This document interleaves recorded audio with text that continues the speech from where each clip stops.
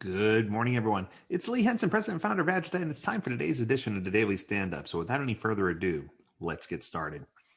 Recently I was contacted by one of my team members, and they were concerned because they said that they felt like sometimes their Agile coaching journey was getting stale, that they were looking for the same things over and over again, or that many organizations were struggling with the same problem. So the question came up, how can we regain focus on our Agile journey? So I did a little research and I found an article on the Agile Alliance website about tips to keep focused on your Agile journey, but I wanted it to be more from a coaching perspective.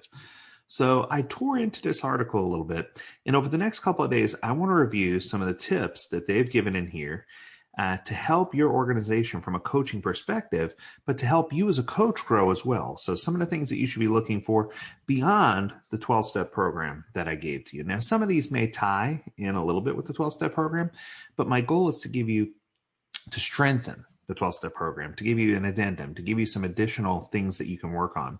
So that way you can kind of see where you are in your Agile journey for your organization. So what I thought I would do is I'd break it down and I'll give you 3 to 5 tips a day over the next couple of days. So that way it's something that you can grab onto, something you can embrace, and something that's going to help you along your Agile journey.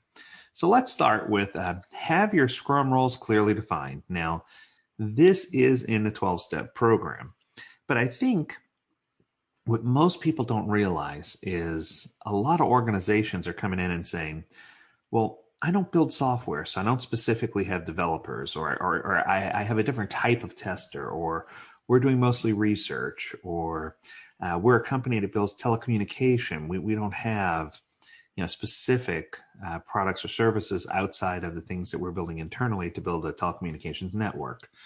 I've heard a lot recently from many different companies, especially in the healthcare space. We get countless number of people working on COVID-19 vaccine or other things like that, where there's a lot of research and testing and things that are happening that don't necessarily align with a single role. So one of the trends that I'm starting to see is that in places where technology does exist, that there's starting to be a real blur between a software developer and a tester. No longer are those roles mutually exclusive. What we're seeing is that they're starting to brown, they're starting to blend together, and that's a good thing, right? But I think the other thing that I'm seeing that's more concerning is that clearly defined Scrum Masters and product owners are starting to become less and less available. And what's happening is people don't necessarily understand all the responsibilities of a Scrum Master, so they're piling on more responsibilities or asking a Scrum Master to do a second job, and they're not taking full advantage of having someone with the skill set of a Scrum Master to do more than just facilitate meetings. So I think part of it is education, which is probably the most important piece, that people really need to get their head around what these roles do. So for you as a coach, it's important for you to make sure that the product owner knows what their responsibilities are, that they don't lack the power to make change, that they understand the importance of the backlog, that they understand the importance and honor WIP limits, that they're respectful to the team, and that they have courage, and that they have the ability to say no, right?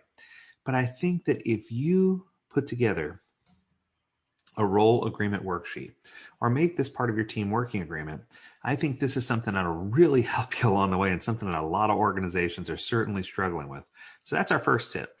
Second tip, be aware of add-ons that increase complexity and mask deficiencies in your system.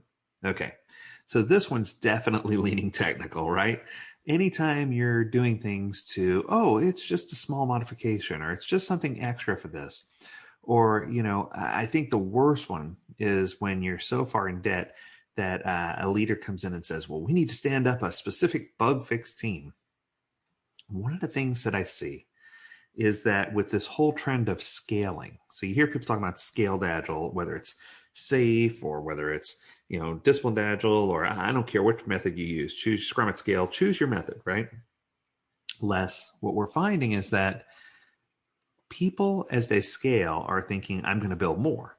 And by building more, I'm going to be successful. When in actuality, the companies that are most successful, the Teslas, the SpaceX, the Amazon, the Walmart, the Apple, what they're doing is they're scaling back.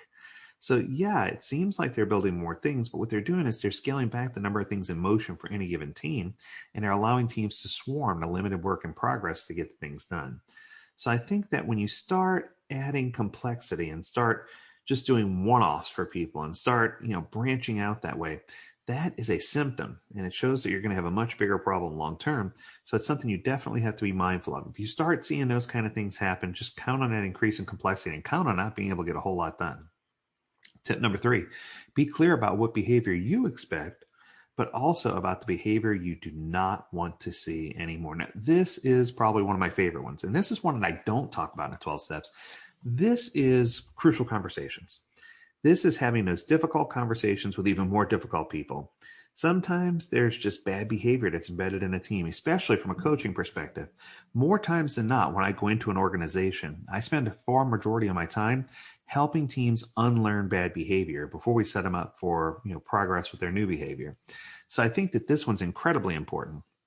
I think that once you understand what types of things the team are doing or the teams are doing and why they're doing it, and what types of things people in the organization are doing, you need a straightforward explanation about why things are going to happen this way or why things are transpiring this way, so that you can establish whether it's something that makes sense and it's just part of their agile culture and part of their journey, or whether it's something that needs to be corrected. But there's nothing wrong with you as a coach coming in and saying, these are my expectations. What are your expectations of me? Setting some ground rules, making it part of an agreement, and making sure you clearly understand what's happening. That way you have collective ownership and collective responsibility when it comes to getting things done. Tip number 4 is let the team decide what and how they want to improve. Now, this one's interesting. I do wholeheartedly believe that if you let the team decide what they want to improve, that they're going to be fully invested and that they'll come up with innovative ideas to correct the problem. However, I want to be clear. Sometimes the team doesn't know what they want to improve, or a lot of times what I found is that as part of an immature team, teams want to correct the wrong things. And when I say the wrong things, it doesn't necessarily mean out of order. It just means some things that maybe aren't as urgent to correct as other things. So I think that it is important to let the team decide, but I also think it's important as a coach to give them the guidance that they need. It's not all about trying to crank out the most points. We want to focus on outcome over output. We want to make sure the team understands that when we're talking to them about improvement, that we're talking to them more about communication, maturity, helping them be successful. Anything that helps make them feel like their opinion is valued and that their improvement is important is probably the right path. But we want to make sure that we're not just letting them decide on things that could be detrimental to the success of the rest of the organization. And finally for today, number 5, be aware that the challenges you'll need to pay attention to will shift over time. Now, this is super cool. And this does tie into step 12 of the 12-step program.